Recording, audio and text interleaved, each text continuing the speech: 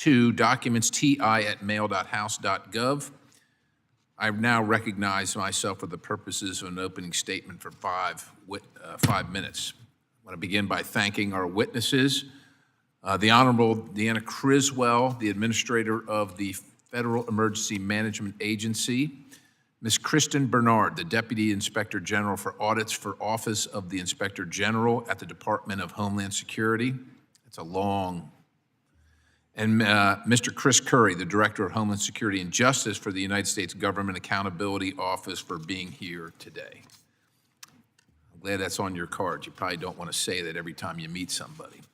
Today's hearing will focus on examining the propriety of the expanding use of FEMA resources and how it's impacting FEMA's ability to carry out its core mission. Fundamentally, FEMA's core mission is to help people before, during, and after disasters. More specifically, states lead the responses to disaster, and FEMA comes in at the request of the state if the state's resources are overwhelmed, or at least that's how it was supposed to work. Increasingly, however, it seems that states are asking for help in more and more incidents that states themselves should be prepared to handle, like snowstorms in the Northeast. So we have an increasing reliance on the federal government, and then we add that FEMA is also being tasked to manage non-traditional disasters like pandemics and help with issues completely unrelated to its mission, or so-called non-Stafford Act disasters. Between 2014 and 2020, FEMA was deployed 7 times to address non-Stafford Act disasters. In just the last 3 years, that has jumped to 16 non-Stafford Act disasters. These include the crisis at our nation's southwest border, Operation Allies Welcome, Operation Vaccinate Our Workforce, and the list goes on. There is such an increasing demand on the agency that FEMA created a new National Incident Management Assistance Team to respond to disasters that fall outside FEMA's typical mission set. In addition to being called on to address these non-Stafford Act disasters from 2020 to 2023, FEMA also led the federal government's response to COVID-19. To date, as it relates to COVID-19, FEMA has obligated $75 billion in public assistance, $44.3 billion for individual assistance, $36.5 billion for lost wage assistance, and $3.1 billion for the COVID-19 funeral assistance program. Not surprisingly, with all this money flowing out, the DHSIG found billions in fraud and improper payments, sadly. In the Lost Wages Assistance Program alone, the DHSOIG estimated more than $3.7 billion, that's B with a billion, in improper payments. It got to a point that the OIG set up a COVID fraud unit, and stealing FEMA funding became a crime of convenience for criminal organizations, including related crimes like identity theft. What's more, FEMA has continued to defend the administration of the Lost Wages Assistance Program, going as far as to say that sufficient internal controls were implemented. The fact that FEMA has failed to implement more controls raises serious concerns about FEMA's recently announced interim rule, which would make significant changes to FEMA's individual assistance program. Some of the most shocking changes, including giving households $750 cash payments, paying individuals upfront for housing options of their choice, and providing upfront payments to individuals who are choosing to stay with family and friends, and I think we'll get into this, under a self-certification circumstance. Many of these changes ignore some of the Inspector General's key recommendations to reduce fraud. The question really is, where is the accountability in all of this? Why aren't states doing what they need to do to budget for these costs? Where is the expectation that states, local governments, and individuals carry insurance? How are these added responsibilities on FEMA impacting its core mission, especially since we know from the GAO that FEMA has a workforce shortage that seems, from my count, to be pretty prolific? FEMA can't be all things to all people. We have to get a handle on the proper role of FEMA and ensure FEMA's internal controls reduce fraud and misuse of taxpayer funds.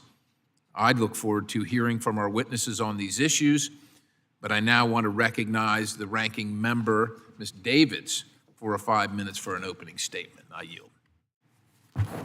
Thank you, Chairman. And I want to extend a thanks to our witnesses for joining us today to discuss FEMA readiness and the cause of the expanded use of FEMA resources. Climate change and related severe weather events have changed the disaster landscape and strained capacity and resources at local, state, and the federal level.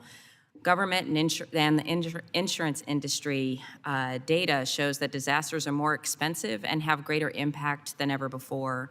To be disaster ready, FEMA must acknowledge the strains climate change is placing on its programs and develop strategies to adapt. The FEMA workforce is the backbone of the agency's programs and is key to enabling proper disaster planning and a successful response in those disasters, but additional work is needed to strengthen that workforce. A recent GAO report found that FEMA has fallen short of its yearly staffing target since 2019. As disasters grow increasingly frequent and complex, it's important that skilled personnel are at FEMA to ensure that the agency can fulfill its mission. I'd be remiss to not highlight that capacity challenges experienced by state and local emergency managers whose obligations have been stressed by the increase of complex climate and weather disasters is impacting their communities. Many are managing recoveries for multiple events and submitting reimbursements for multiple federal disaster declarations. Even then, state and local governments are expanding the breadth of tasks their managers are being asked to support. It's critical that the federal government recognizes the magnitude of emergency managers' workloads and support policies that are going to provide adequate funding and resources to the essential workforce. The ultimate goal of our work is to protect communities and to ease the burden of disaster survivors. Natural disasters amplify existing disparities in our society, and it should go without saying that the government must adjust the needs of every American equally during recovery. Some of our most vulnerable populations, however, have been neglected. As such, I commend Administrator Criswell for the publication of FEMA's new interim final rule for the Individual Assistance Program. This rule acknowledges the documented shortcomings of FEMA's assistance for disaster survivors and will help the agency do everything it can to, within existing law, to assist, to close those assistance gaps. But FEMA cannot do everything alone. Congress has to do our part, and I'm glad that we're having this conversation today to better support Americans that have been impacted, both physically and financially, by severe weather events.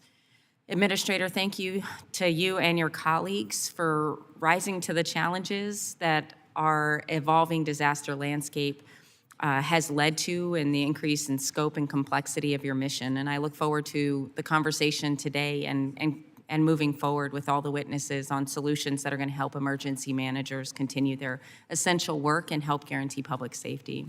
Thank you, and I yield back. Chair thanks the gentlelady, and the chair now recognizes the ranking member of the full committee, Mr. Larson, for 5 minutes. Thank you, Chair Perry and Ranking Member Davids. For calling today's hearing, I welcome the opportunity to discuss how Congress can help FEMA better fulfill its mission of helping communities before, during, and after disasters. Talking about non-traditional disasters, in an ideal world, FEMA would have never had to respond to a nationwide, in fact, a worldwide pandemic. But the worst case scenario occurred and FEMA stepped in and responded to the unthinkable, which is exactly what we expect FEMA to do anytime there is a disaster. FEMA's assistance during the COVID-19 pandemic kept our healthcare system afloat, provided life-saving medical equipment, administered unemployment insurance that helped families keep a roof over their head and food on the table, ran vaccine sites that saved countless lives, and offered grieving families a small comfort through funeral assistance.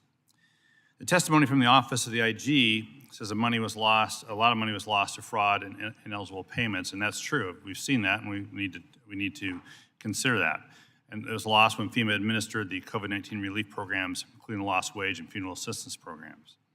Fraud is bad. We need to protect taxpayer dollars.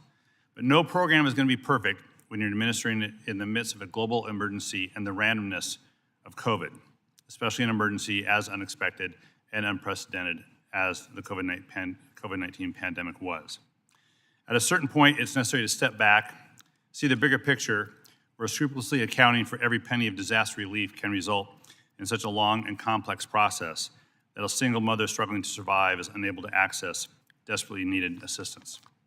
FEMA has also stepped up when asked to provide humanitarian assistance for migrants. FEMA's role at the U.S.-Mexico border has not undermined its ability to respond to natural disasters. And I support the mission of the Shelter and Services Program, which provides short-term humanitarian assistance like sheltering, food, and medicine to individuals who have come to our country fleeing violence or in search of a better life. When people are suffering, does America stand by and do nothing? Or do we do the right thing and provide assistance that can save lives? Non-traditional disasters are not the only factor we should be considering when discussing disaster readiness. Climate change is making disasters more frequent, intense, and costly, straining FEMA's workforce and resources. In the 1980s, the country experienced on average a $1 billion disaster every 4 months. Now there is on average a $1 billion disaster every 3 weeks. In 2023, the U.S. experienced climate and weather disasters causing $92.9 billion in damage. This data shows that climate change is expanding the amount of work FEMA must do to carry out to fulfill its mission. Investment in mitigation and resilience are proven to lessen the impact of climate and weather-related disasters and should be at the center of FEMA's strategy to assure readiness in this evolving world. Communities are vulnerable. Many infrastructure systems in the U.S. are at the end of their useful life. They are not designed to cope with the additional stress from climate change and extreme weather. That's why I'm a supporter of the resilience investments that we made in the Inflation Reduction Act and the bipartisan infrastructure law. I'm pleased to see FEMA making climate change a central focus of its strategic plan while implementing these bills. FEMA's work is making mitigation projects possible in communities around the country. And funding for mitigation and resilience is not enough. FEMA needs that workforce that is ready to rise to the challenge. The FEMA workforce demonstrated incredible capability and resilience during the response to the COVID-19 pandemic, but future success in workforce resilience requires adequate staffing. I remain concerned that the Government Accountability Office findings that a 35% staffing gap exists across different positions at FEMA. I'm concerned about that, and I urge the agency to prioritize recruitment and retention of a resilient and diverse workforce. Diversity is important because it will improve program delivery and the agency's understanding of challenges faced by disaster survivors across the nation, from rural Texas to northern Alaska, to Puerto Rico, to Maui and Lahaina, and even in the Puget Sound. The BIL made great progress in making our nation more resilient by providing nearly $7 billion to help communities proactively prepare for disasters. Maintaining a resilient workforce, incorporating climate change projections into all FEMA's programs, and prioritizing investment in mitigation is key to ensuring our nation's readiness to disasters. Administrator Criswell, you have a difficult job. I thank you for your work that FEMA has done under your leadership. Your dedication to FEMA's mission and service to communities before and after disasters is building a safer nation. I look forward to discussing with you and the other witnesses how we can work together to achieve disaster readiness and help the agency achieve its goals. So thank you for being here. Look forward to your testimony, and yield back my negative 4 seconds. Chair, thanks you, gentlemen. I'd now like to welcome our witnesses and thank them for being here today. Briefly, I'd like to take a moment to explain our lighting system to the witnesses. There are 3 lights in front of you. Green means go, yellow means you're running out of time, and red means it's time to stop. I ask unanimous consent that the witnesses' full statements be included in the record without objection. So ordered, I ask unanimous consent that the record of today's hearing remain open until such time as our witnesses have provided answers to any questions that may be submitted to them in writing without objection. So ordered. I also ask unanimous consent that the record remain open for 15 days for additional comment and for information submitted by members or witnesses to be included in the record of today's hearing without objection. So ordered. As your written testimony has been made part of the record, the subcommittee asks that you each limit your oral remarks to 5 minutes. With that, Administrator Criswell, you are recognized for 5 minutes for your testimony. Thank you. Chairman Perry, Ranking Member Davids, and members of the subcommittee, thank you for the opportunity to discuss FEMA's evolving role in emergency management. The committee expressed particular interest in 2 topics: FEMA's work on the COVID-19 pandemic and FEMA's facilitation of migrant-related programs. So I will focus on these in my opening comments. The field of emergency management has changed in recent years as the problems facing communities are more complex and interrelated. And as our field develops, so do the expectations of what emergency managers are expected to handle. COVID-19 is a prime example. On March 19, 2020, the previous administration directed FEMA to assume leadership of the federal government's coordinated response to the pandemic. For the first time in U.S. history, there were concurrent major disaster declarations across every state, 5 territories, 3 tribal nations, and the District of Columbia. FEMA rose to the occasion. During the early response, FEMA coordinated with the federal interagency community to help healthcare systems across the country stay staffed and equipped so they could deliver life-saving medical care. FEMA also provided financial assistance to all levels of government to cover critical community services. Fast forward to January 2021, and FEMA's role continued to evolve, now with a focus on achieving President Biden's goal of administering 100 million COVID-19 vaccinations in 100 days. We coordinated with federal, state, local, tribal, and territorial partners to support over 2,100 community vaccination centers, and we were able to put 213 million shots in arms in 100 days, more than double the original goal.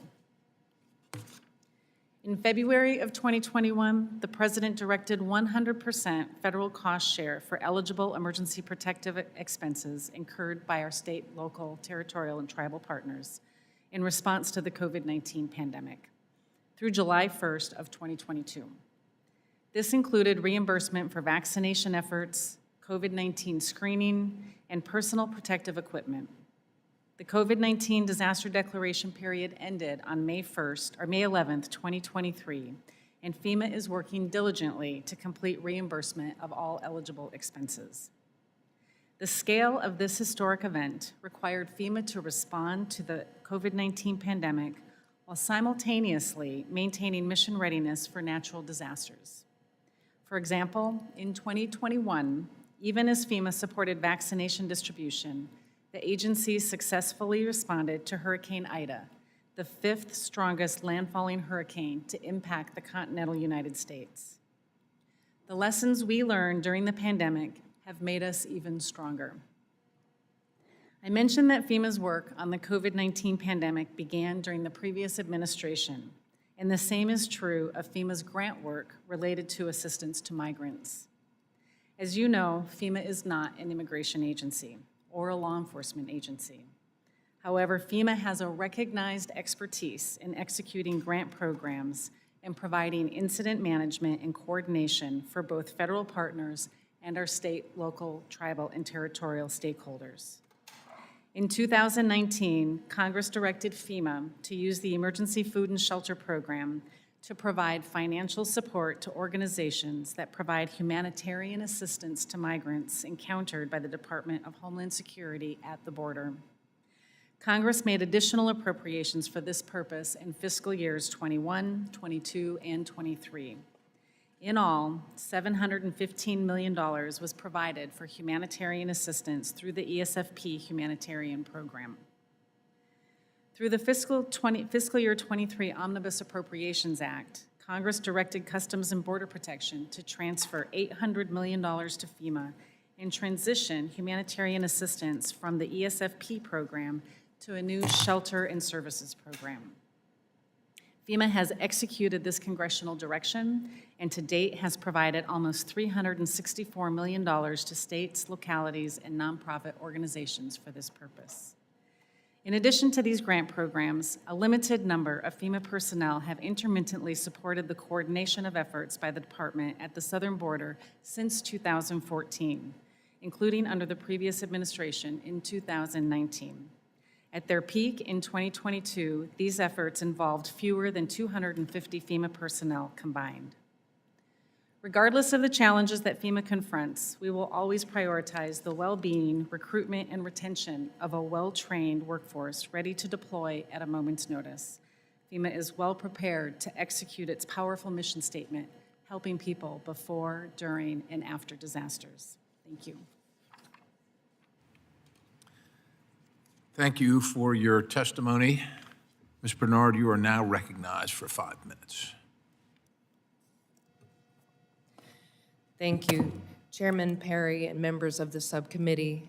Thank you for inviting me here today to discuss the Office of the Inspector General's oversight of FEMA's non-natural disaster programs. As of September 2021, FEMA received approximately $98 billion to assist the nation with the challenges of the pandemic. The sense of urgency, amount of funding, and high volume of disbursements posed unprecedented challenges and risks for FEMA. DHS-OIG responded to these challenges and risks with focused oversight, which revealed that FEMA's controls were not sufficient to prevent or deter fraudsters from exploiting FEMA's pandemic relief programs. From fiscal year 2020 to date, we've issued 18 reports on FEMA's non-natural disaster management. In total, we found nearly $4 billion in unallowable or unsupported costs. We also identified $45 million that are funds that could have been put to better use. Our audits have consistently identified the need for FEMA to strengthen internal controls over its programs. Specifically, we've identified 4 key areas where additional controls are needed to promote efficiency and protect the integrity of FEMA's programs. First is ensuring eligibility for federal assistance. Our audit work has demonstrated that FEMA did not implement or enforce front-end controls to ensure eligibility of recipients, which is a necessary means to prevent fraud, waste, and abuse in disbursement of COVID-19 relief funds. For example, we found that FEMA implemented the Lost Wages Assistance Program without sufficient controls to counter the risk imposed by allowing self-certifications for claimants' eligibility. This led to nearly $4 billion in potentially fraudulent payments, over $21 billion in overpayments, and even $400 million in payments made without obtaining the required self-certifications. Second is ensuring allowability of costs reimbursed. Our audits have repeatedly disclosed that FEMA reimbursed recipients for unallowable costs. For example, during our audit of the COVID-19 Funeral Assistance Program, we found that FEMA improperly reimbursed over $27 million in unallowable costs. Additionally, we questioned over $7 million in funds reimbursed by FEMA for the humanitarian assistance program that were unallowable or unsupported. Third is program oversight.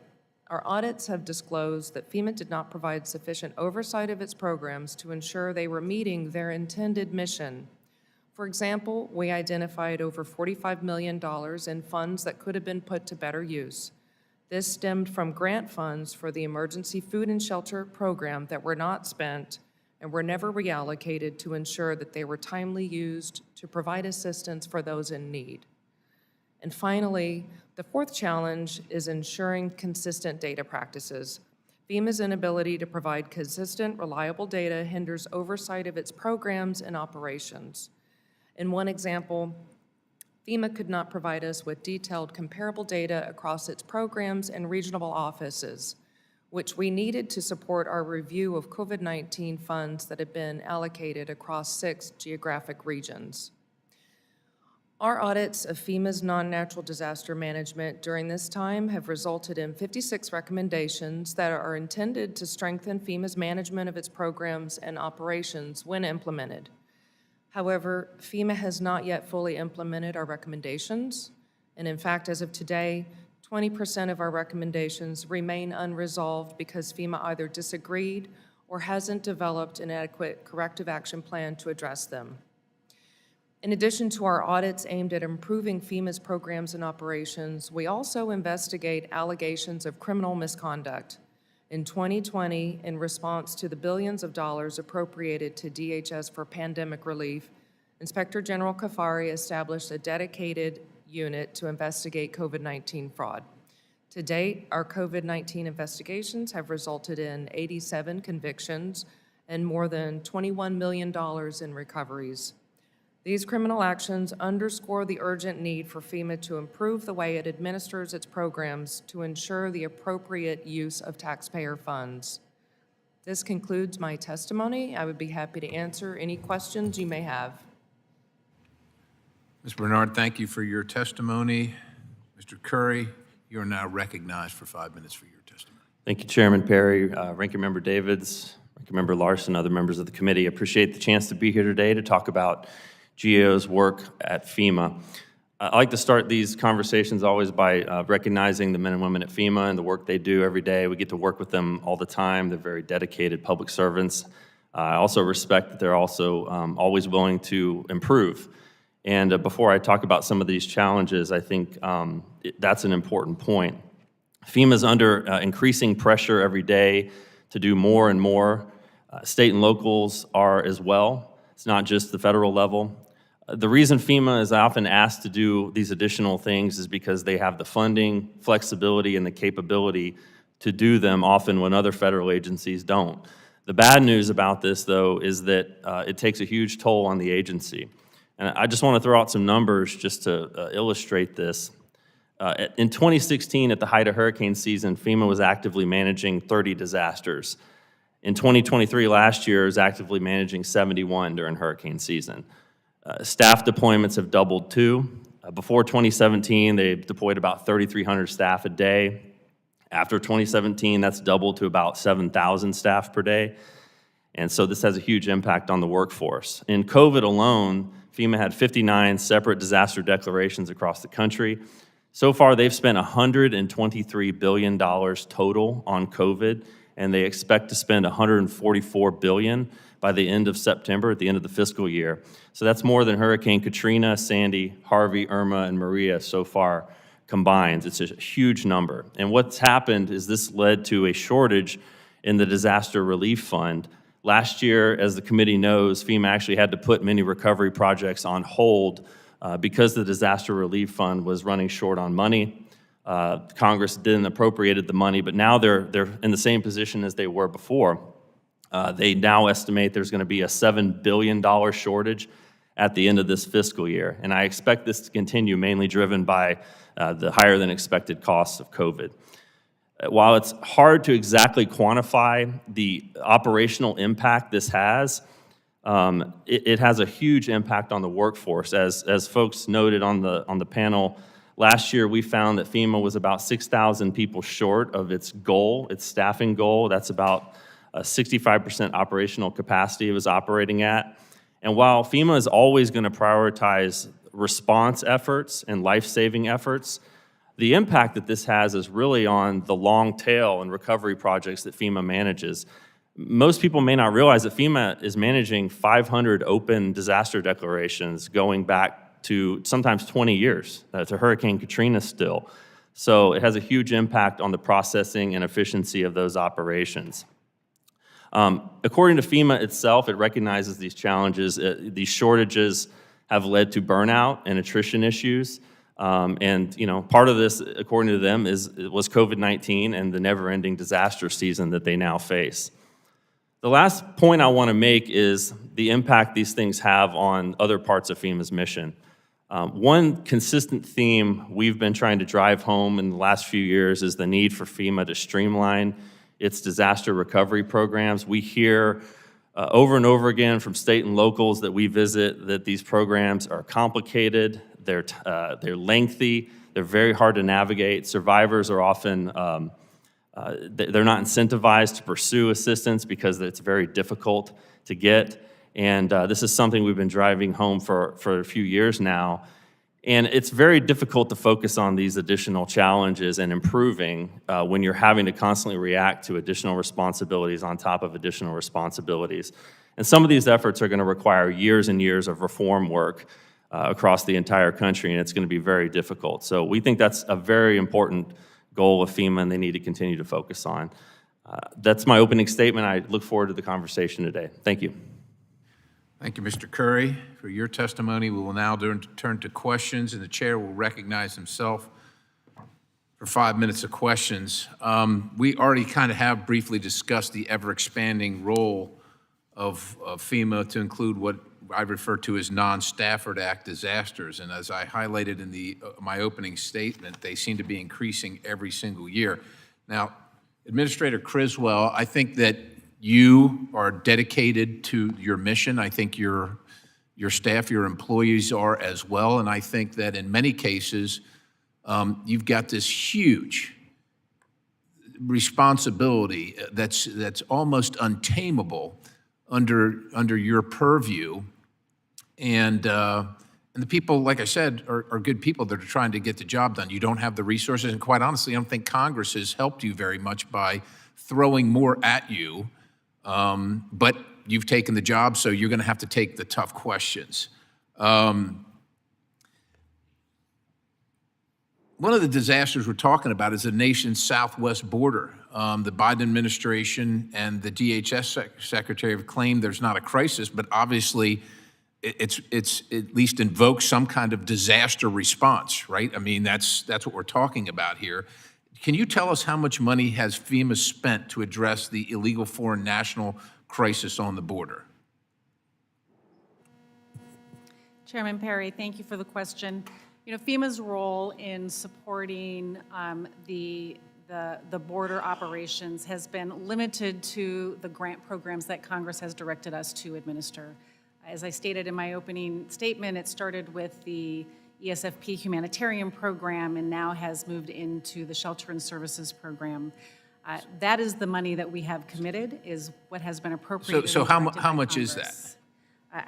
I can get you the numbers, and I'll have the staff get you the exact year over year. I know that's available on public record. I just don't have it right. I mean, I'm seeing the emergency food and shelter humanitarian is $900 million, shelter and services programs $425 million. The emergency food and shelter itself, I think, is $775 million or something like that. The money that's been spent here, particularly by the charities that make up the board of the Emergency Food and Shelter Program, would you say it encourages? I mean, maybe not by design, but some people believe it is by design. Do you think it encourages legal crossings at the border by foreign nationals? What I can tell you, Chairman Perry, is that we are facing a broken immigration system. And I understand that. This program that Congress has directed us to administer is providing relief to those border agencies, border communities, nonprofit organizations, small communities, to help them with the costs that they are incurring. I understand that, but what I'm saying is if you're on the other side of the border and you know that when you come to this side of the border, you're going to receive, at a minimum, shelter, food, transportation, acute medical care, personal hygiene supplies, and everything necessary to manage that. Does that encourage people to stay on the other side of the border where they have none of that, or does that encourage them to come to this side of the border where they get all that? Yeah, Chairman Perry, I am not an immigration expert on what the causes of people coming across the border are, but we will continue to support Congress's direction to help support those communities that are experiencing costs. All right, well, I'm going to tell you that it does encourage them to come. And like I said, you're forced to, I guess, manage this program, so to speak. If FEMA was its own agency outside of the Department of Homeland Security, do you think that it would still be repeatedly be called on to respond to the disaster at the southwest border? The role of emergency managers continues to get more well understood, and I would say the role of FEMA in our technical ability to provide coordination and collaboration. We provide that level of support to many different federal agencies, not just the department. No, I get it, but you have a direct line to the president in times of disaster. Correct. Right? You have direct, otherwise you generally work through the secretary. Have you had a conversation with the president regarding your work on the southwest border and the funds that are being expended there? My conversations with the president have focused around the responses that we have been doing for natural disasters, Does it include the border? just natural disasters. Did you say just natural disasters? Those are the things that I work with the president on. Okay, so It's you our haven't had a response to staff conversation react. with the president regarding your role as the administrator of FEMA and the money being spent at the southwest border? I work through the Department of Homeland Security and the Secretary. But you have not had a conversation with the president? It should be easy. No, I have not had a conversation with the president regarding the border. We are just administering the grant dollars that have been directed by Congress. All right, thank you. My time's expired. Chair now recognizes the gentleman, Mr. Larson, for his questions. Thank you, Mr. Chair. So, a report for FY22 House Homeland Security Appropriations Bill directed the IG to review FEMA's individual assistance program and identify whether recommendations from oversight entities, including the OIG, may have inadvertently led FEMA to develop policies and procedures that are overly restrictive and prevent disaster survivors from accessing aid. Ms. Bernard, can you summarize the IG's findings and explain how the IG considers the hardships that disaster survivors are experiencing and the need for quick assistance when issuing recommendations to minimize waste, fraud, and abuse? Certainly. Thank you for that question. I'd be happy to. The work that we've done on individual assistance has been primarily focused on FEMA's administration of the individual assistance programs in terms of its management and oversight. We have not done specific work to look at whether the administration was equitable or streamlined, but what we have found is FEMA should make improvements to be sure that applicants are eligible for the benefits that they're receiving and that costs are allowable. Were the findings from your review incorporated into recent reports, including the 23 report on FEMA's COVID-19 funeral assistance program delivery? I'm sorry, can you repeat the question? Were the findings from the review incorporated into recent IG reports, including the 2023 report on FEMA's COVID-19 funeral assistance program delivery? Yes, we did release, I believe you're asking if we released a report on FEMA's oversight of the funeral assistance program, and yes, we did issue findings. And were the findings from the 2022 review that Homeland Security Appropriations Bill asked for, were the results from those findings incorporated into your review? I would have to check to Great, make sure. Thanks. I will say, reading your testimony just made me think that we have a pre-COVID-19 set of policies and procedures that we're applying to a global pandemic response, and perhaps they don't fit.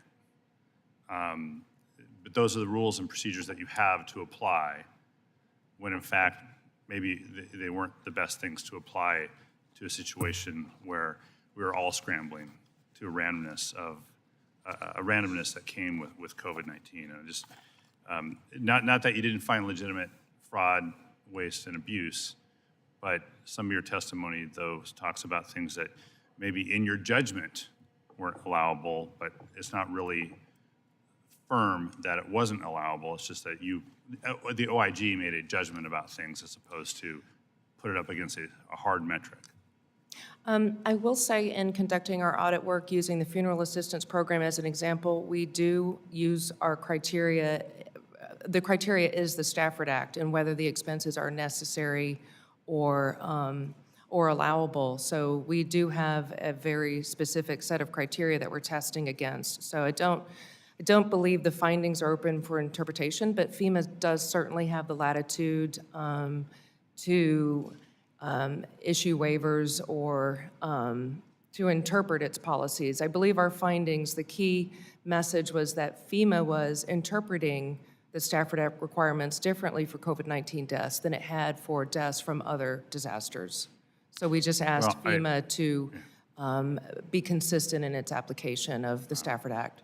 I try not to be too flip around here, but to the family that spent $727 in flowers for their loved one's funeral, I'm glad they spent it on that. Administrator Creswell, in 23, NOAA reported that damages, and I covered this, damages from disasters totaled $92.9 billion. Can you talk and 28 separate climate disasters? Do you believe that, can you give us some guidance on pre- and post-disaster mitigation resources and how you would better use them in order to deal with this increasing frequency of extreme weather event and climate change-based disasters? Yes, Ranking Member Larson, we are seeing an increase in the number and the severity of the severe weather events that we are responding to, which are creating more complex and complicated and costly recoveries. Our focus this year has really been to lift up the part of our agency that does the work before disasters, the before part of our mission statement, investing in our mitigation programs like the Building Resilient Infrastructure in Communities, as well as our flood mitigation assistance, and our post-disaster mitigation through the Hazard Mitigation Grant Program. These are 3 programs that can really help communities build to a level of resilience that they can reduce the impact that they can expect to see in the next 5 or 10 years, even 20 years from these severe weather events that are happening. But we also focus on individual resilience and helping communities become better prepared, so individuals know the steps that they need to take to protect themselves and their families in the event that they are in the path of one of these storms. Yeah, thanks. I yield back. Chair thanks the gentleman. The chair now recognizes Chairman Graves from Louisiana. Thank you, Mr. Chairman. Administrator, thank you very much for being here, and I want to echo the comments of the chairman. A job where all you do is deal with disasters is certainly a challenging one, and I question you and other people's judgment who have taken that job, but thanks for your service anyway. I first want to see if I can dispense with 2 quick questions. Number one, you and I have had numerous conversations on Risk Rating 2.0. I wanted to ask if you would commit to give this committee access to the methodology for Risk Rating 2.0, as well as how levees and other protection systems are treated in determining rates. Representative Graves, we will be happy to continue to provide briefings on the methodology that we are using for Risk Rating 2.0. I know that we have provided several briefings so far, but I am committed to continuing that conversation. Briefings, but not the actual methodology. That FEMA is going to continue to not provide us access to that information. I believe that we have shared all of the methodology and the techniques and how we are implementing Risk Rating 2.0, but I am committed to continuing In addition to work to with how you on this protection systems are implementation. treated, things like levees are treated in calculating the methodology, Can you repeat that, sir? I'm sorry. including how levees are treated in regard to how they provide protection or lower They are rates. definitely a factor in the risk rating calculation to determine what the premium is. Again, we'll be happy to continue to have these conversations on how the different factors are incorporated into an individual's premium. I would very much appreciate that. Second one, look, the purpose of this hearing is to discuss, I guess, FEMA's sort of expanded role in getting involved in areas like dealing with illegal immigrants coming into the country and the shelter and housing programs. At home, we represent 750,000 Americans. And as you know, we have dealt with devastating consequences of hurricanes, and I want to thank you for coming down and touring the community with us after Hurricane Ida. We still have parishes that still have PWs outstanding for schools. We have parishes that have PWs outstanding for other public needs, or I should say school boards for the schools, particularly in Lafourche and Terrebonne parishes. We have Ochsner Hospital System that I think still has like a couple $100 million in outstanding reimbursements under their PWs. They even went back and worked with Rand Corporation to use their methodology for duplication of benefits, resubmitted, still don't have anything. We have Thibodeau Regional Hospital, which was the only hospital system that was fully operating in that region during the disaster that still has at least $10 million in outstanding PWs in category B and E, as I recall. Can I get a commitment that you will please prioritize the work on actually American citizens and outstanding debts there? This has a profound impact on their ability to provide services, whether it's teaching our kids if they're operating in substandard facilities or broken or sharing facilities, as well as our hospital systems. Congressman Graves, that is our priority. The priority of our agency is to assist these communities that have been impacted by the severe weather events as a result of climate change. Administrator, So we will continue to prioritize that work.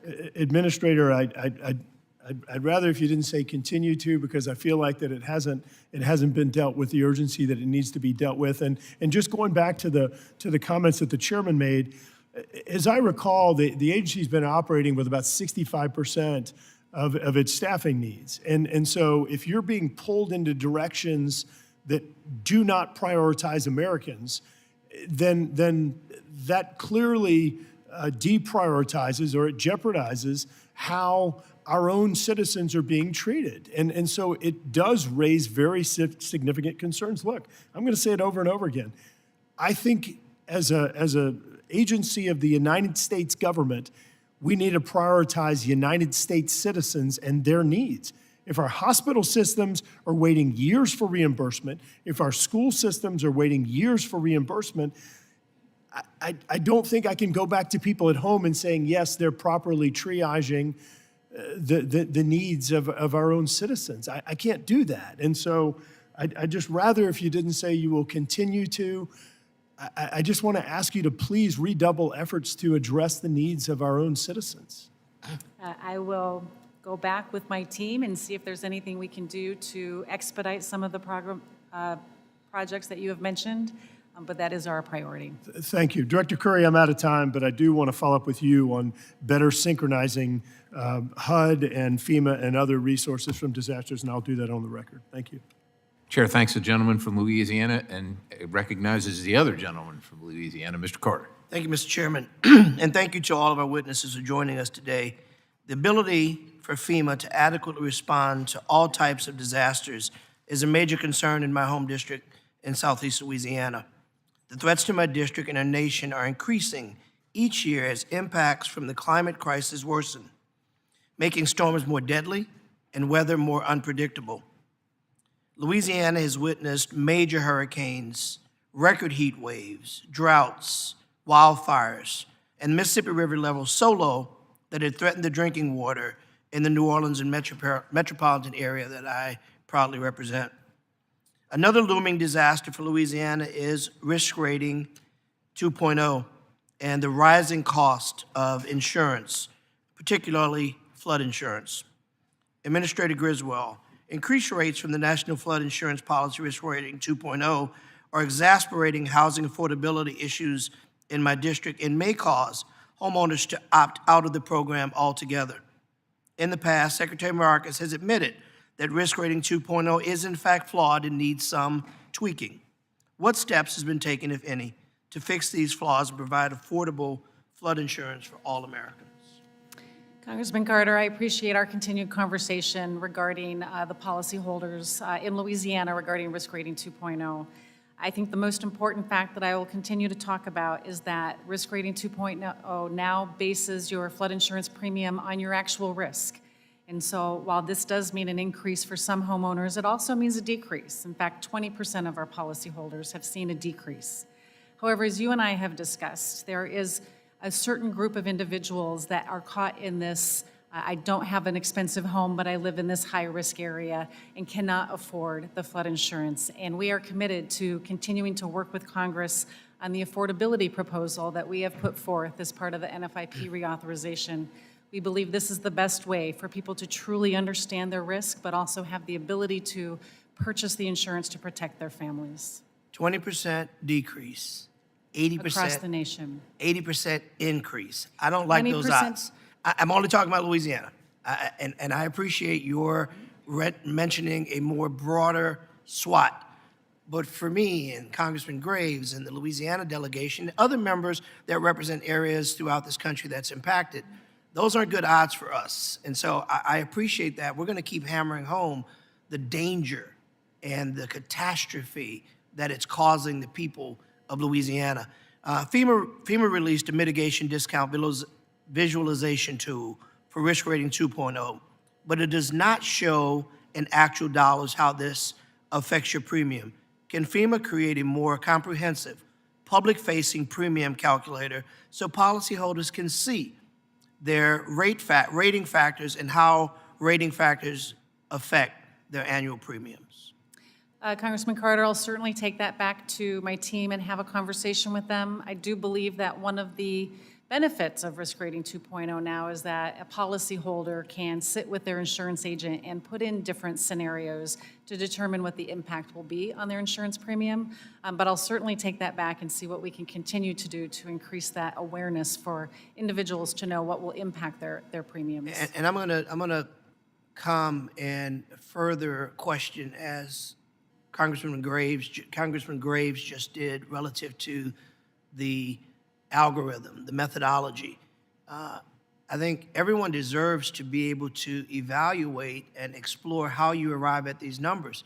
and I get it, you've tried to work with us, and I appreciate that. I know you got a very difficult job, but we do too. And so it's very difficult for us to stand before audiences and constituents and not be able to explain what methodology is being used to arrive at these numbers, many of which make no sense to us.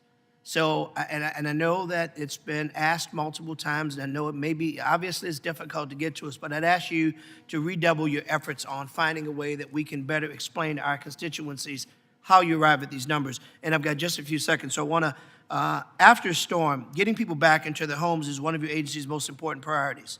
Sometimes, but not always. FEMA can make repairs to somebody's house to get them back in quickly.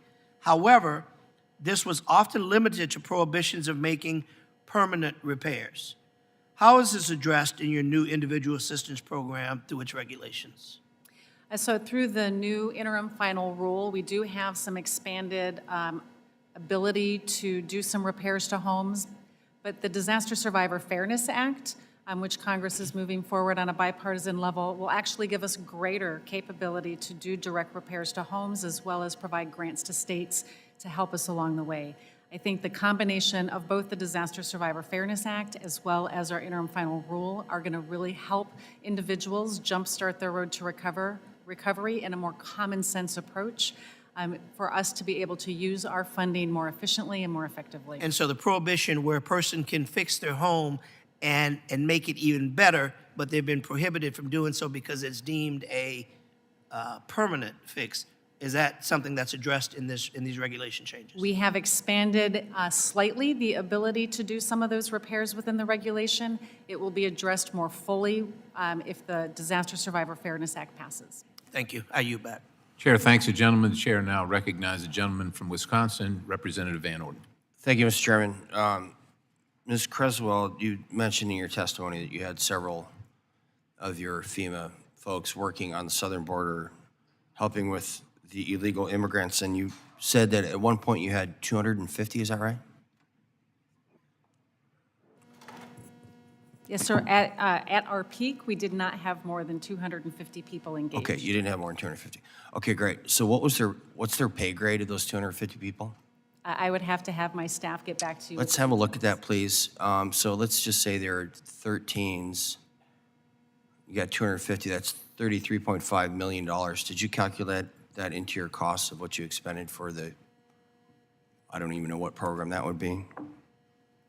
Is that out of the $715 million provided for humanitarian assistance?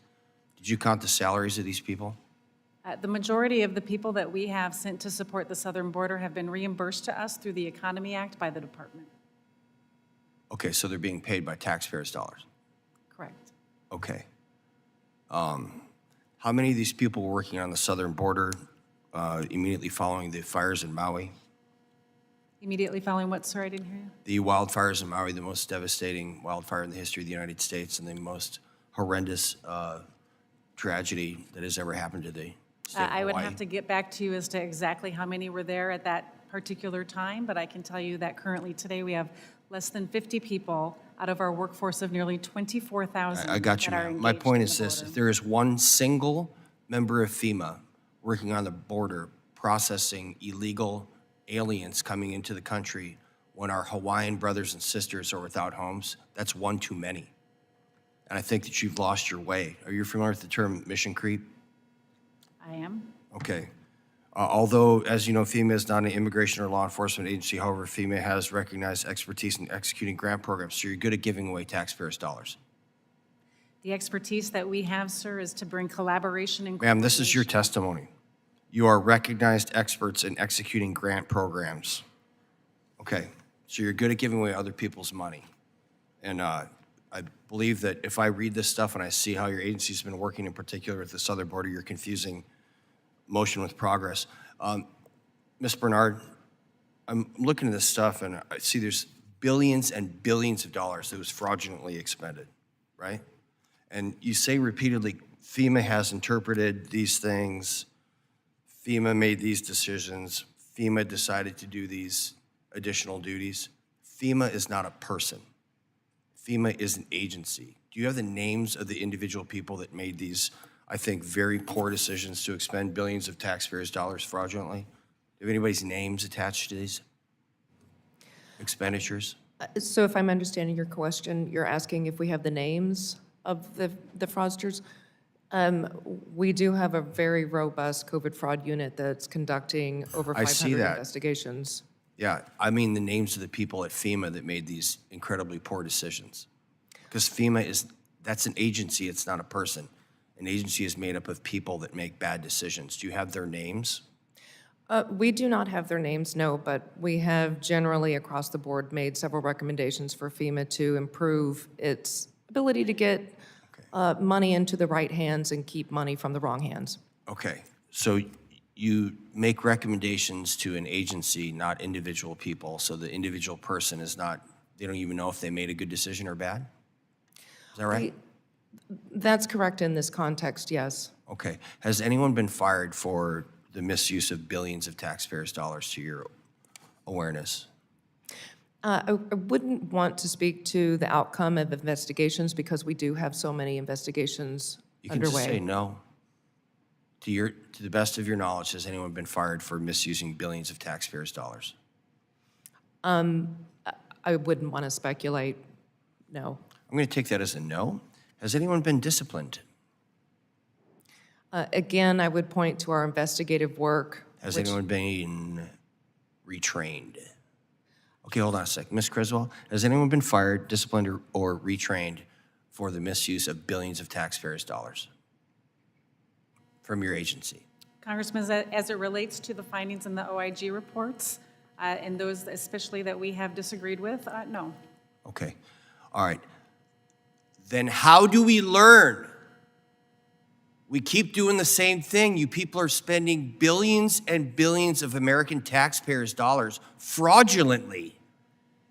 And if I don't know who did it, we can't hold them accountable, and we're going to keep doing the same thing over and over again. This is why people hate Washington, D.C. You people are giving billions of dollars that you throw willy-nilly around because you can, Mr. Curie, and you keep doing it over and over again, and we don't learn. That's why people hate bureaucracies. Ms. Bernard, you need to be empowered. You need to be empowered to recognize individuals, not an agency.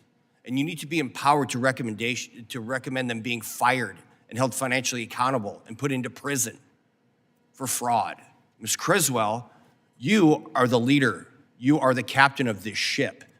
And if you're not cleaning house right now, you are not doing your job, ma'am, because you've been put, you're responsible for billions of taxpayers' dollars and thousands of people's jobs and tens of thousands of Americans' well-being in tragedy. And if you have leakers on your team, it's not going to work out. Sorry for Chair, exceeding thanks my to time. gentlemen. I yield back. Thanks, Chair, thanks to gentlemen. Administrator Criswell, you mentioned the Economy Act that was used to reimburse. Is there an interagency agreement that we can see regarding the use of those funds? Is there documentation regarding that the committee can have?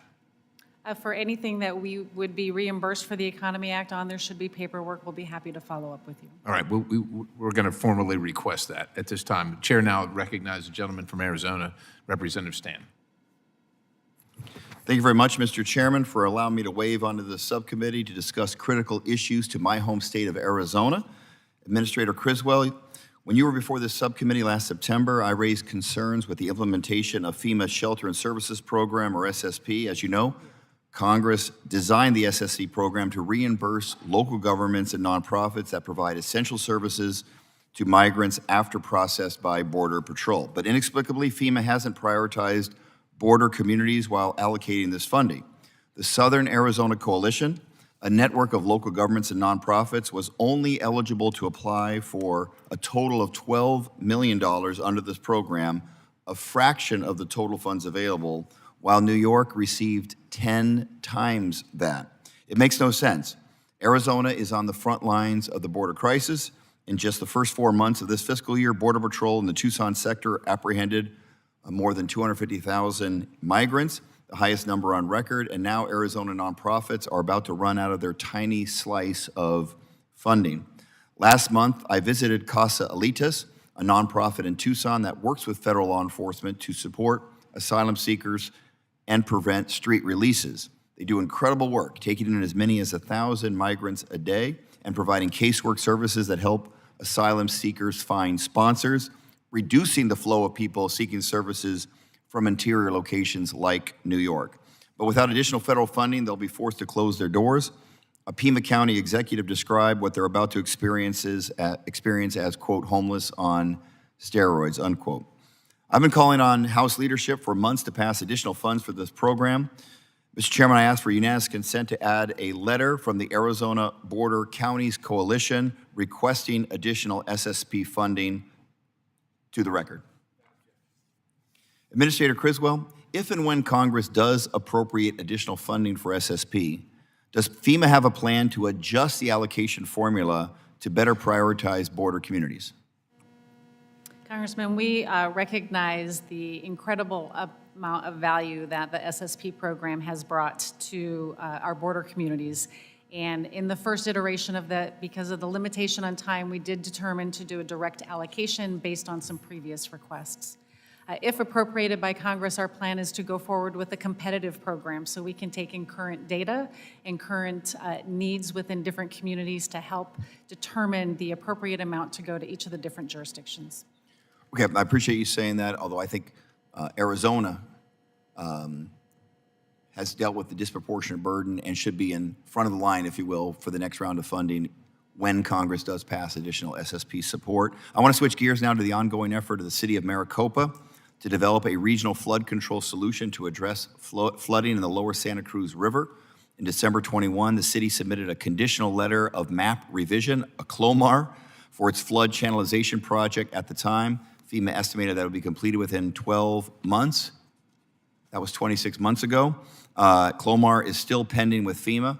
I am extraordinarily frustrated that the significant delay in advancing this project is causing harm to the community. So is the city of Maricopa. As every day goes by, the city remains vulnerable to flooding. Last week, the city met FEMA representatives here in Washington and with Region 9, and I understand they committed to reducing the response time to 45 days and adding consultations to the city to improve communication. I further understand that FEMA acknowledged that delays on the agency's behalf in 2022 contributed to the current situation and indicated the CLOMAR should be completed by the end of July this year. The city values its partnership with FEMA, understands that this is a complicated issue, but it is important to note that an estimated $1 billion in property tax revenue and $50 million in flood control solution cannot be realized until this CLOMAR is completed. Administrator Criswell, can you provide me assurance here today that this CLOMAR will be completed within this recently agreed to time plan? Congressman, I know that our teams have been working with your staff as well as the city of Maricopa. I am committed to making sure that we can continue this on time, that we can complete it on time. If we run into any roadblocks with that, I'll be certain to reach out with you so I can have the conversation with you personally. I appreciate you doing that. Lack of communication has been a significant issue. The delay has been a significant issue, and it is a project not just important to the city of Maricopa, but really the entire Maricopa County, because flooding in that area would be devastating. I appreciate your leadership in getting this done. Thank you so much. I yield back. Chair, thanks the gentleman. The chair now welcomes, first hearing, the gentlelady from Utah, Ms. Malloy. Thank you, Mr. Chairman. Ms. Bernard, Mr. Curry, thank you for the work you're doing to increase accountability and transparency. That's really important work.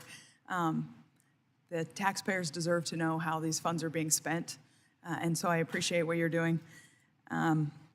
Administrator Criswell, I share the concerns that have already been expressed about mission creep and focus on non-Stafford Act disasters. And in the meantime, I'm hearing from constituents in Utah that they have concerns with FEMA that are clearly within FEMA's authority and FEMA's mission. We have floodplain maps that aren't being updated, and locals who are reaching out to FEMA about updating floodplain maps, and they're having a hard time getting answers. People aren't being responsive. Is this something you can help us with? Will your staff work with us on making sure we can get responses? Congressman, I am not familiar with the specific flood maps, but I will certainly take that back personally and talk to my team about the status and what we can do to help them. Thank you. And then I also have concerns that are being shared with me by my constituents about risk rating 2.0, including that we have homeowners who aren't in the floodplain but are adjacent to the floodplain, and their insurance rates are going up so that they're dropping their flood insurance. It seems like that's counterproductive to the mission. So I just want to echo, Utah's very different from Louisiana, but I want to echo the concerns by my colleagues from Louisiana that we need to understand the methodologies. We probably need to address the methodologies, because if people are dropping their flood insurance, it's not serving the purpose. So will you work with us on that as well? Absolutely. Okay. Then I have no further questions, Mr. Chairman. I'll yield back. Chair thanks the gentlelady. The chair now recognizes the gentlelady from the nation's capital, Ms. Norton. Thank you, Mr. Chairman. Administrator Criswell, I understand that it is GSA's intention to modernize the federal building at 7th and D Streets Northwest here in the District of Columbia, known as the Regional Office Building to house FEMA's headquarters. How did FEMA and GSA determine that the renovation of the Regional Office Building to house FEMA's headquarters is the most effective option? Congresswoman Norton, as you know, our lease is coming up in 2027, and we have been working closely with the department as well as GSA to identify the most suitable building for us to move into. I believe that the building at 7 and D is going to make the most cost-effective use of federal funding by using an existing federal facility. It also provides improved security features to support our staff and our interagency that come together when we activate our National Response Coordination Center. It's also co-located with one of our DHS partners, and so we'll continue to work with the department and GSA as they move forward with this move.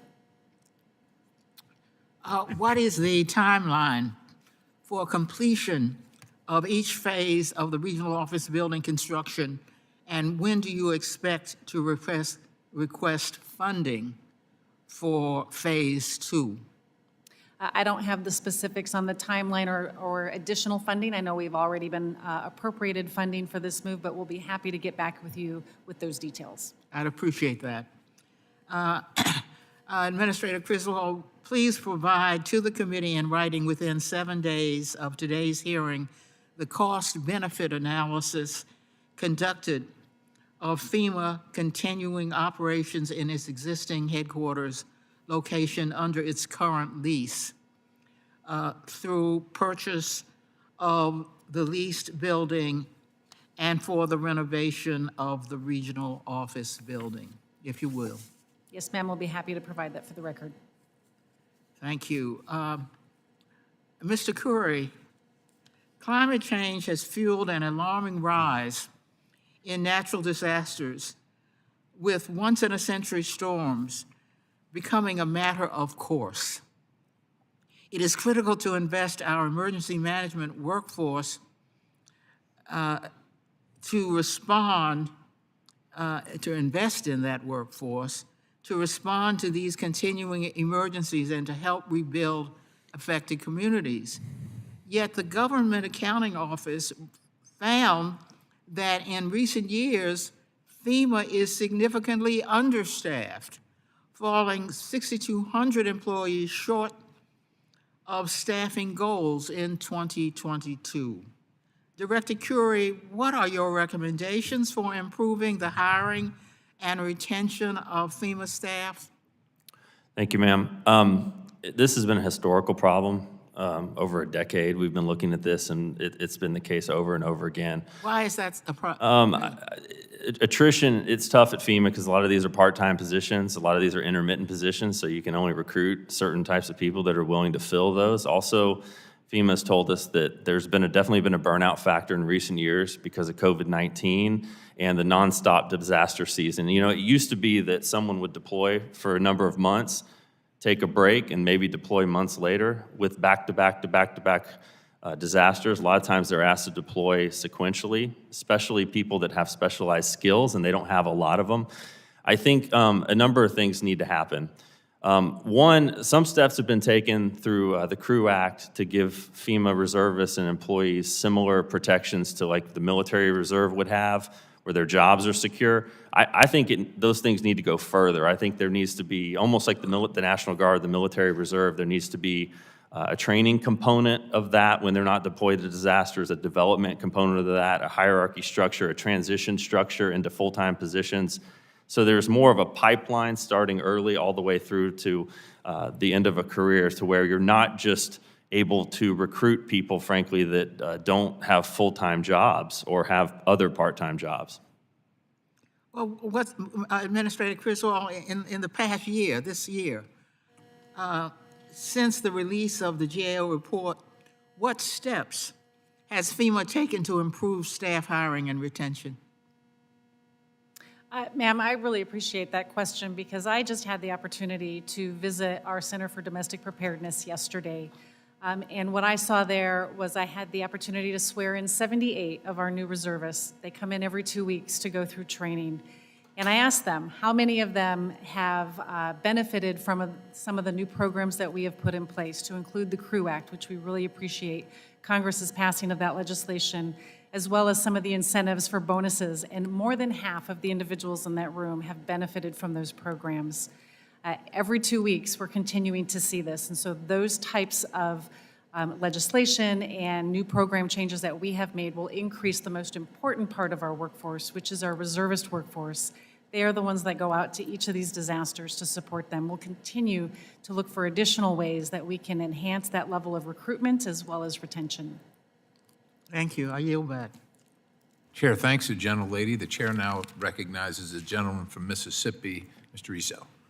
Thank you, Mr. Chairman, and thank you to all three of you for being here today. You have a monumental task, and I have been a recipient of your assistance, but like everything else, there's always room for improvement. Ms. Criswell, it's good to see you again, and I appreciate you being here. As you know, South Mississippi is uniquely threatened by major natural disasters, and your agency is responsible for completing many of the recovery projects. One of the projects that I have focused on since my first day in office is addressing the flood insurance crisis. My constituents on Mississippi Gulf Coast are being hammered by the unaffordable flood insurance premiums under risk rating 2.0. On top of this, many families in my district are inaccurately included in a high-risk flood zone due to the outdated flood maps. Combining the high rise in flood insurance prices with outdated maps, people in my communities are being forced to move. My hometown of Pascagoula has been completely changed because of this. It's frustrating to watch, and it's beyond time that we get this fixed. I'm glad that Mississippi State Legislature fully funded a project to update the flood maps in partnership with Southern Mississippi Planning and Development District. This project has partnered with experts in the field to create more reliable flood maps. I understand the group has submitted to FEMA their findings and the data required to revise the flood maps for the Mississippi coast. As you can see, this is a very important issue to me and my constituents. You and I both know that the success of these projects relies on good communications between FEMA, the review team, and the local stakeholders. Will you commit to making sure that all the groups working on this project are communicating properly? Congressman, I will personally go back and check in on the flood maps that you just mentioned to ensure that they are being included appropriately into the risk rating calculations for premiums. And I would be happy to continue working with you and other members of Congress as we work on an affordability framework so everybody that needs flood insurance can afford flood insurance. Thank you very much. My district is still dealing with projects dating back to Hurricane Katrina. And so I'm glad we're talking about why FEMA must effectively use its resources. This becomes more challenging when FEMA employees are forced to work on non-disaster emergencies such as the border crisis. What is FEMA doing to ensure the agency's mission is not causing further project delays, especially as the agencies work to address staffing issues? FEMA has been continuously called on for the last several decades in supporting some of the non-Stafford Act events. Back as far as 2014, And again, in 2019, and we are still being called on to support some of the non-Stafford events because of our ability to provide technical assistance and technical expertise in establishing a coordination and a collaboration function. That is the expertise and the skill set that our emergency managers across the nation bring to the table. That's what FEMA brings to our federal partners to help them with some of these challenging issues that we are facing today. Thank you. Several cities have also complained to me about the long wait times between their request for reimbursement and the time they finally receive the federal relief money under the FEMA PA program. These loans can often be outstanding for years, collecting interest the entire time. In a high interest rate environment, this is very costly to the taxpayer.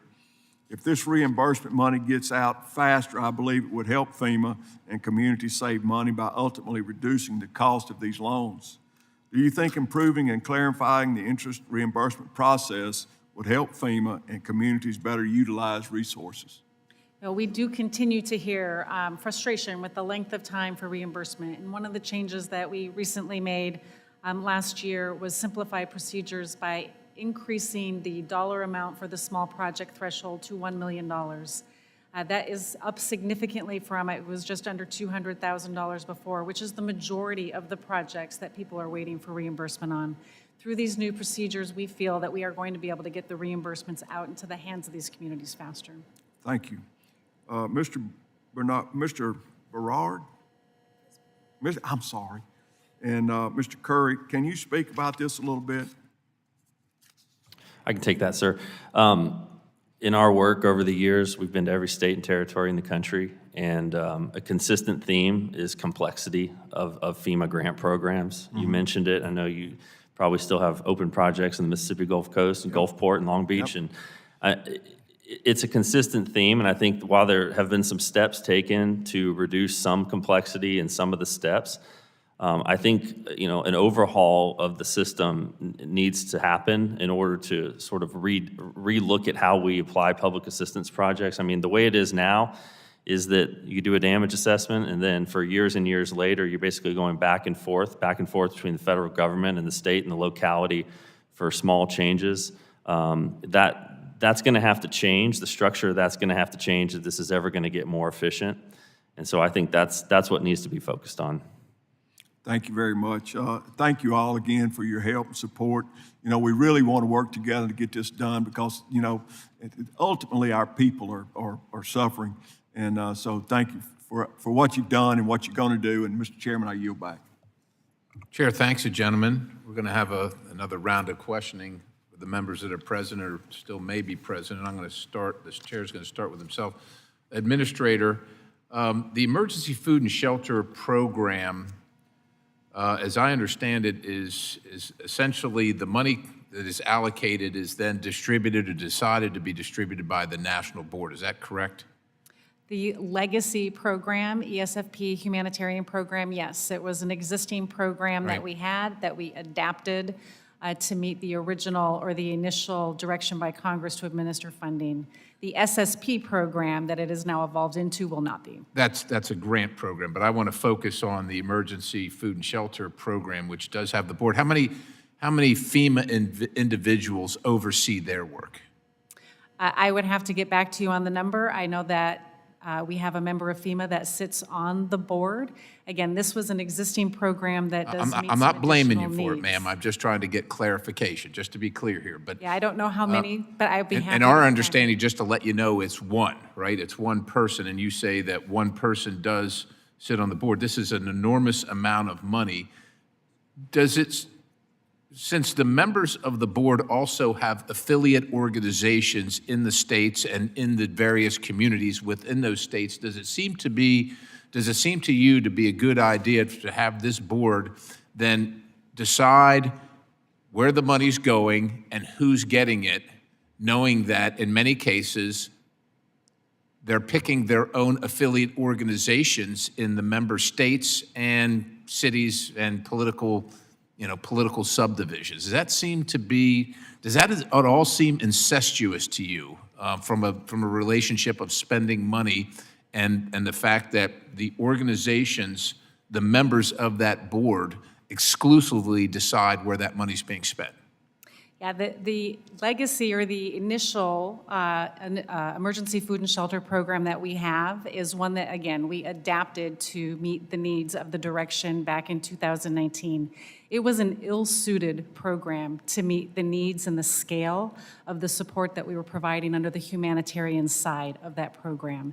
That's why we were grateful for Congress to direct the SSP program, as the board no longer has a role in making these decisions. I understand, but this program still exists. It still does has- not exist. It does not exist. It has been sunsetted and it is now being replaced by the SSP program. We are still closing out. How much money is left in the program? I would have to get back with you with the specifics. All right, I would like to know how much money is left in that program, and when is the timeline for that to expire? We will not be doing any new obligations under that program. Everything will fall under the SSP program. And when is that going to happen? I understand. The SSP program started last fiscal year, and if appropriated, it will continue into this fiscal year. Okay. The Inspector General reviewed 18 audits that they conducted related to FEMA's involvement in non-natural disasters. These 18 audits took place over the past 4 years. And Ms. Bernard, I have $3.8 billion in fraud, but I think you cited a different number. Can you clarify that? 3.8 is the correct number. 3.8, okay. So Administrator Criswell, apparently, my question kind of was, does FEMA have sufficient controls in place to prevent fraud? But obviously they don't. I'm sure you're taking the recommendations, or at least you're hearing the recommendations of Ms. Bernard, but what are you offering in regard to changing that circumstance so we don't see that level? $3.8 billion might not seem much in the face of $7.2 trillion, but still a lot of money where I come from, and it's still a lot of money to the taxpayers of America. What are you recommending be done? Chairman Perry, we take all concerns about fraud against our programs very seriously, and we appreciate the continued partnership and cooperation with the IG. Again, many of these recommendations we have already closed out, but there are some that we did not agree with the data that they used to provide that. We don't necessarily agree with the dollar amounts cited by the IG, but we'd be happy to have a session with you in a closed Okay. session about our fraud controls. and I would like to prefer not know talk yours. about I it public. understand Ms. Bernard's doing it, but you don't agree, that's fine. But what do you're the guy, you're the captain of the ship, as one of my colleagues said. Let me ask you this about these self-certifications and the potential for using that in the lost wages assistance program. To me, that is rife with fraud, and self-certification is one of the roots of that. Are you literally considering self-certification regarding the cash assistance, the changes to the individual assistance program, which would see $750 in cash assistance prior to or upfront housing? Are you still considering self-certification for that in light of what you've seen in the other programs? So as it relates to the Lost Wages Assistance Program that was administered by the previous administration, and I was, of course, very concerned when I came into this role to learn about the potential fraud. This was a program that was the responsibility for executing between the state workforce agencies, and we continue to work with them to repay us for any of the amounts of money that has been was fraud. And to date, we have over $165 million that has been returned to FEMA. As it relates to our new program for serious needs assistance, it's an expansion upon an existing program that we have. Self-certification is just one of many steps that we use to make determinations on whether to issue that money. So you are going to use self-certification. It will be one of the steps that we will use, yes. Well, if you're self-certifying, what other steps would you use that would negate self-certification? We also use identity verification and a number of other things that we'd be happy to provide a full briefing on. So as I just want to make sure I beginning understand. to get So rolled out. FEMA is saying we're going to make sure that you are who you say you are. That's identification, but still allow you to self-certify in the face of what you just rightly criticized as the previous administration's fraud based on self-certification, but you're still going to use it in this instance, even though essentially what you're saying, we're just going to make sure you are who you say you are. Chairman Perry, We believe that the processes that we are using are sufficient to make sure that we are determining that we are giving money appropriately. We put fraud controls in place, and I would be happy to have a separate session with you, not on public camera, about our fraud controls that we have in place. All right, well, I will tell you, and my time is way overdue for this round, but the self-certification process is very concerning to me, and the fact that we just identify the individual, that might be great after the fact to try and go collect that money that's fraudulently taken from the American people, but I think the self-certification process, even by your own admission, not that you handled it, that was another administration, is a problem, and I'm concerned that you would consider that as some kind of reasonable methodology to disperse money prior to, as a matter of fact, in advance. In any case, I will yield now to the gentlelady from Washington, D.C., Ms. Norton. Thank you, Mr. Chairman. Administrator Criswell, you will recall that in my round of questions, I asked you about your recommendations for hiring and retention. Let me ask you further. Has FEMA done outreach on college campuses, and what are your thoughts on establishing a training program for recent graduates? Congresswoman Norton, we do outreach to college campuses. We have intern programs. In fact, during this administration, we have instituted an HBCU and MSI intern program, which we've had several individuals participate across FEMA. We have a number of ways that we try to create that pipeline for future employees. Part of it can be our FEMA Core program, which is our youth that are out there supporting us through a partnership with NCCC, as well as through our existing reservists, as you heard from my previous answer, have been great recruiters for us. I would be happy to work with you on what type of training program would be beneficial to our employees, to retain them, and to make sure that they have a career pathway that allows them to be able to succeed within this field. That would be very helpful. I'd be happy to work with you. Administrator Criswell, and Director Curry, this is a question for both of you. What action should Congress take to increase the emergency management workforce? Do you want to start? A couple things.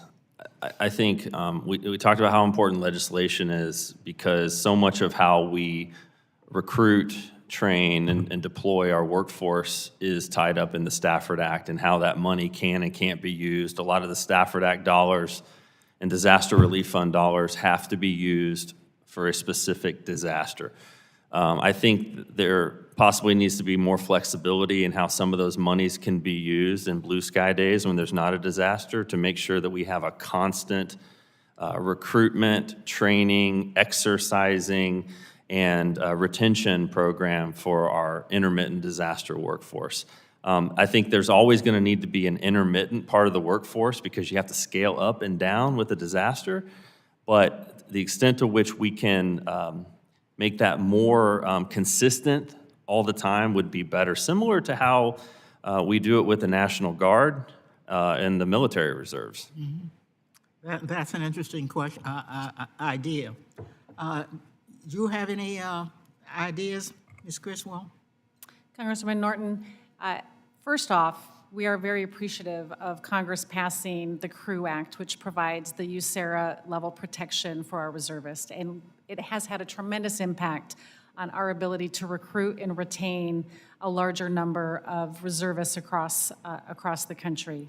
I do agree with something that Mr. Curry said earlier, that I believe, if having been a National Guard member myself, having a training academy, training program that is well-suited to help individuals enter in and go through the appropriate level of training, and having annualized training that gives them the opportunity, if they aren't deployed, that they can maintain their skill proficiency, is a way that we can retain and continue to promote the individuals across the workforce. Thank you very much, and I yield back. Chair now recognizes the gentleman, Mr. Larson. Thank you, Mr. Chair. I'm going to kind of go around the panel here. Administrator Criswell, just to clarify, does the board exist at all anymore? The board for ESFP? Yeah. The board exists for the pre-humanitarian program. It was the same board that was being used to adapt and deliver the humanitarian side of ESFP. The original ESFP program still exists, and the board is still there, but they are also closing out the original ESFP allocations, And so now humanitarian Yeah, allocations. so the oversight for the SSP, Shelter Services Program grant, then rests with you or rests with FEMA as an agency now?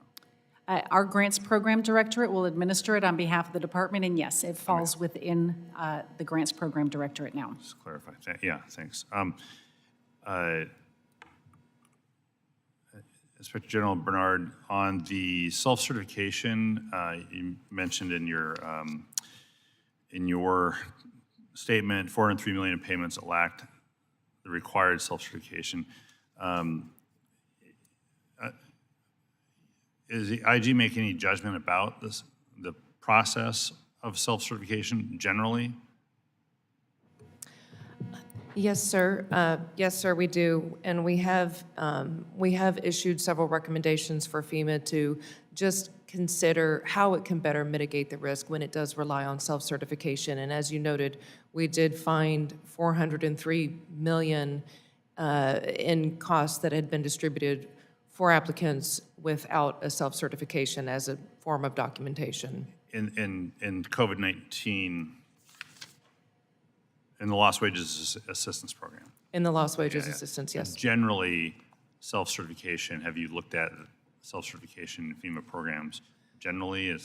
Yes, sir, we have. So we've conducted 4 audits over the last few years of FEMA's programs that rely on self-certification. And across those 4 audits, we've found $10 billion in potentially fraudulent and improper payments.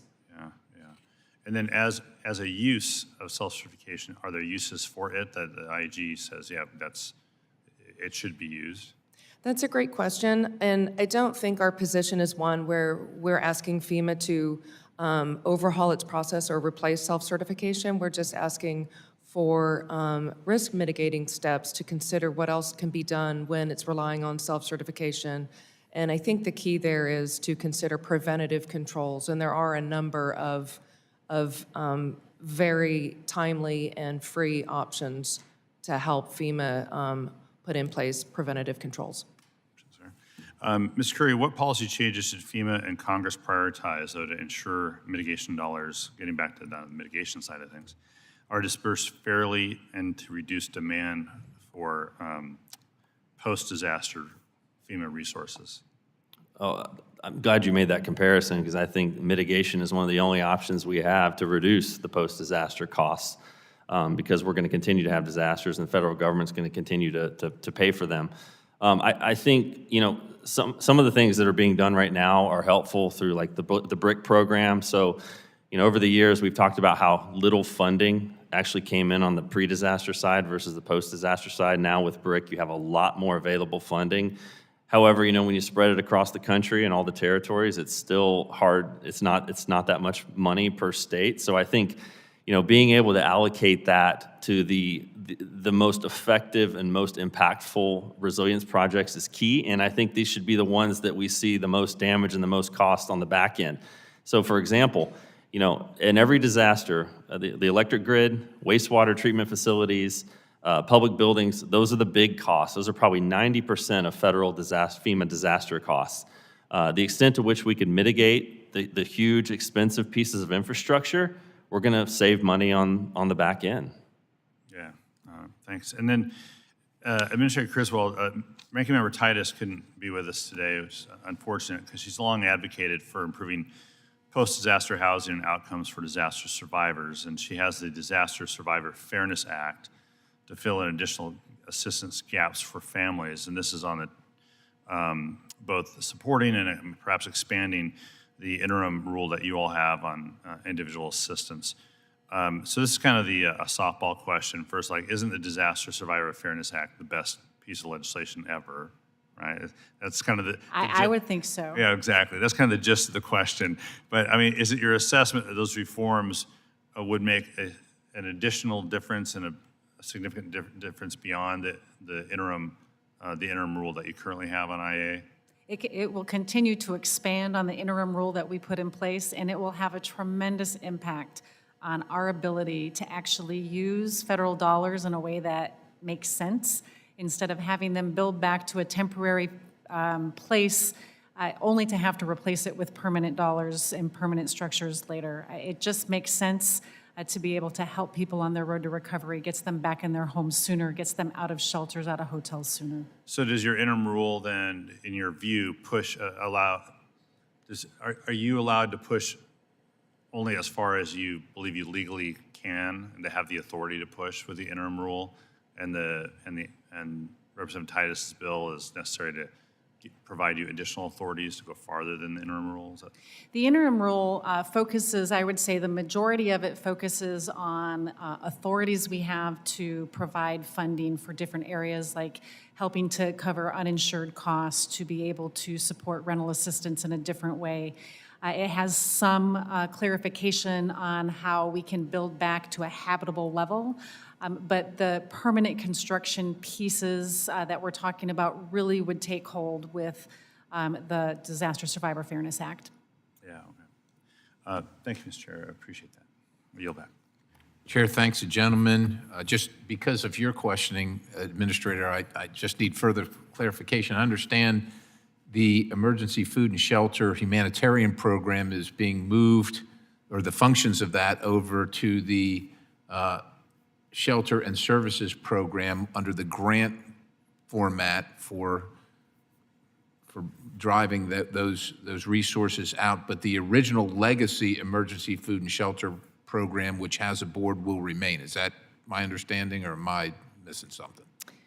So I know it can sound confusing. There was an existing program, Emergency Food and Shelter Program, that supported communities across the U.S. with some of their homeless populations. That program will continue. Okay. The adaption to that program for ESFP Humanitarian has sunsetted, and it has been replaced with the Shelter and Services Program. So just for further clarification, for the legacy program that exists and has a board, is there anything to preclude those funds that will come or that remain in that program from anything that will preclude that money to be spent on people existing and residing in the United States who are illegal foreign nationals?